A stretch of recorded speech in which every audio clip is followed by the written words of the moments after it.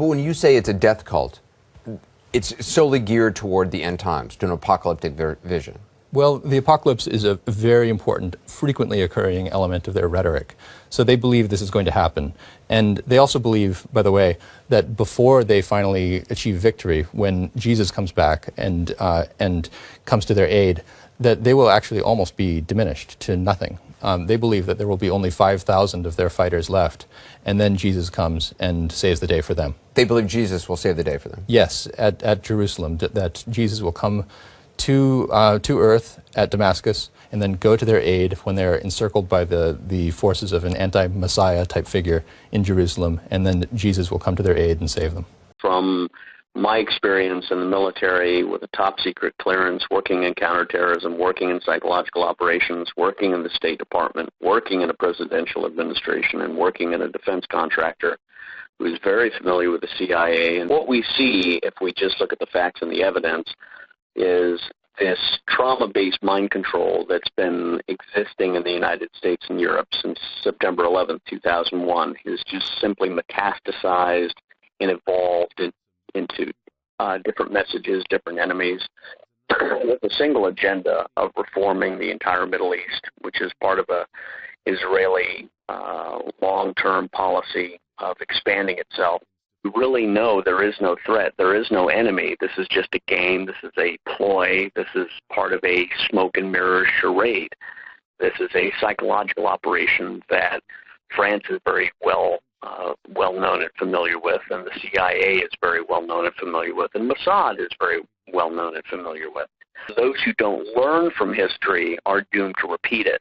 So we've seen history proves that the United States being supposedly attacked on September 11, 2001, was really a false flag, which is conducted by Israeli Mossad operations in tandem with CIA operations and involving Saudi Arabian participation for a larger neoconservative agenda of replacing the governments in Libya, Syria, Iraq, Somalia, Lebanon, and eventually Iran. It's already bad enough that we're ruled by corrupt, authoritarian, fascist, billionaire PDF files, if you're picking up what I'm putting down. But to make matters worse, there's a faction of religious extremists within the Trump regime who think that they're actualizing biblical end times prophecy by doing the bidding of Israel. Yeah, and they also think that war with Iran is going to help usher in the Armageddon. In fact, influential Christian Zionists like Pastor John Hagee are telling their congregations that Trump's war with Iran is actually part of God's plan, and that God is going to militarily assist Israel if Christians pray hard enough, and if Israel prevails in the end, it'll subsequently lead to a righteous revival in the United States. And Israel's imperial conquest is important to fundamentalists like John Hagee because, as journalist Meta points out, Hagee believes Israel has a right to take over much of the Middle East, which is why he and ally 𝗍𝗶𝗁𝗍𝗶𝗄 have been avid supporters of the genocide in Gaza.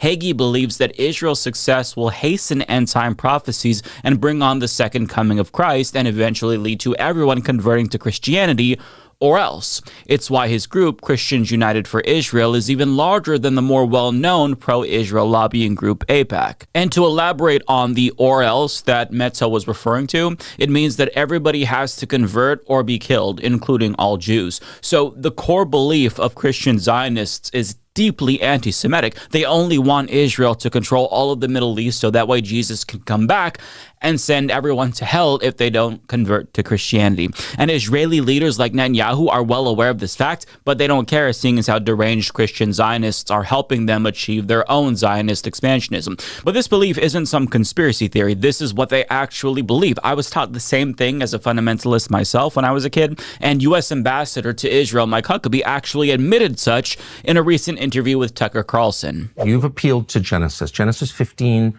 says it's Abram, it's pre-Abraham, it's Abram, receives from God the news that his descendants will inherit the land, and you tell me as the theologian if I'm getting this wrong, but from the Euphrates to the Nile. I think that's right. And that would include like basically the entire Middle East. That would be the Levant, so that would be Israel, Jordan, Syria, Lebanon. It would also be big parts of Saudi Arabia and Iraq. It would be, I mean... I'm not sure it would go that far. I mean, it would be a big piece of land, but here's the point. It would be a lot of places that are now countries. But this particular area that we're talking about now, Israel, is a land that God gave through Abraham to a people that he chose.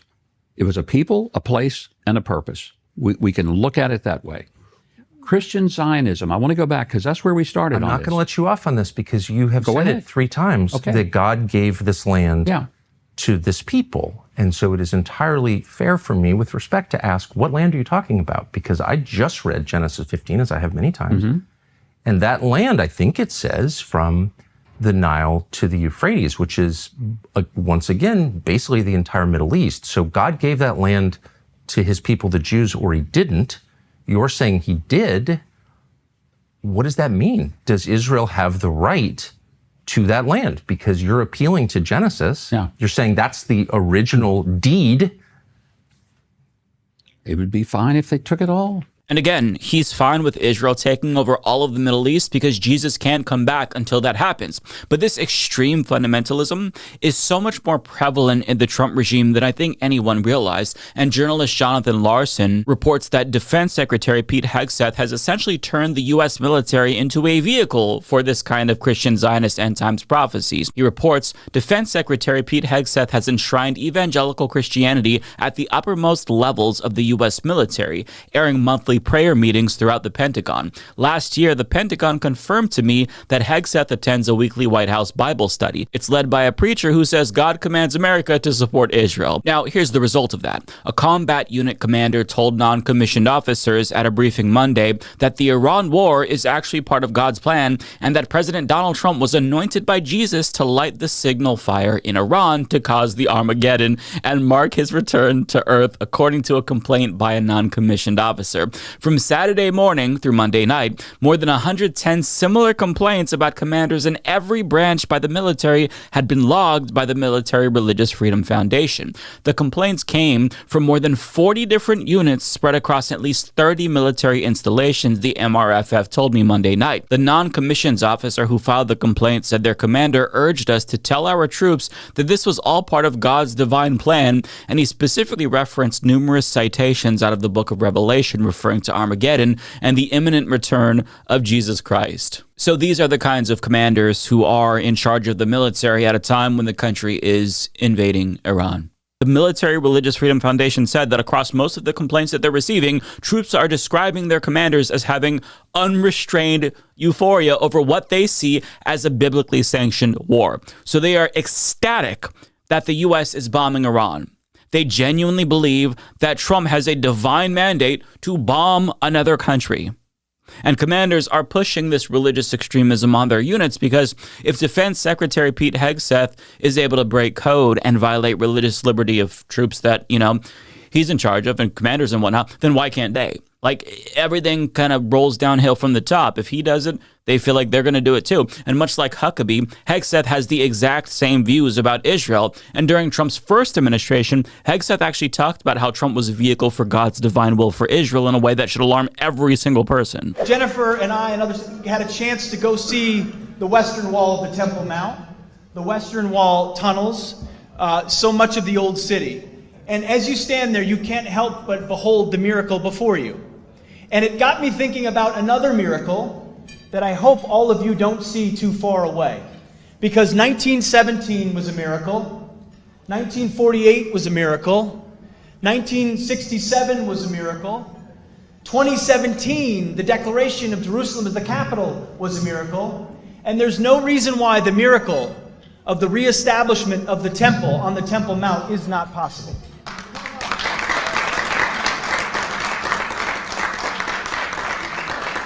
I don't know how it would happen. You don't know how it would happen, but I know that it could happen. That's all I know. And a step in that process, a step in every process, is the recognition that facts and activities on the ground truly matter. And that's why going and visiting Judea and Samaria, understanding that sovereignty, the very sovereignty of Israeli soil, and Israeli cities, locations, is a critical next step to showing the world that this is the land for Jews and the land of Israel. And I believe, As was mentioned, he said you need to, what was mentioned is you need to buy the ticket. Don't just wish for 40 years to win the lottery, buy the ticket. I would submit to you, in light of the support you have in Washington, D.C., the support you have amongst patriotic Americans, amongst evangelical Christians, amongst believers, amongst Republicans, even amongst some Democrats who can barely say it anymore in Washington, buy the ticket, take your action, do what needs to be done here in Israel, because I truly believe this is a moment where America will have your back. You have Donald Trump in the White House. You have Mike Pence as vice president. You have Nikki Haley at the UN. You have true believers in Israel and America that have your back. And that guy is now our defense secretary. And this is the most chilling part of the story. So the Military Religious Freedom Foundation told Jonathan Larson, quote, many of their commanders are especially delighted with how graphic this battle will be, zeroing in on how bloody all of this must become in order to fulfill and be in 100% accordance with fundamentalist Christian end of the world eschatology. So they want the war to be bloody because if it's not bloody enough, Jesus won't come back. Like, this is the level of delusion we are dealing with in this fucking country. And the war has already been incredibly bloody. The U.S. and Israel killed 175 girls in a school bombing. And there are reports that Tehran is being carpet bombed. They are already committing war crimes, and it just began. And this is exactly what needs to happen for Jesus to come back. Now, let me just remind you who it was again that explicitly announced that they would not abide by the rules of engagement. No stupid rules of engagement. That's right, it was that guy, the same guy who believes that the war has to be bloody for the biblical prophecy to be fulfilled. In other words, they think they have to commit war crimes for Jesus.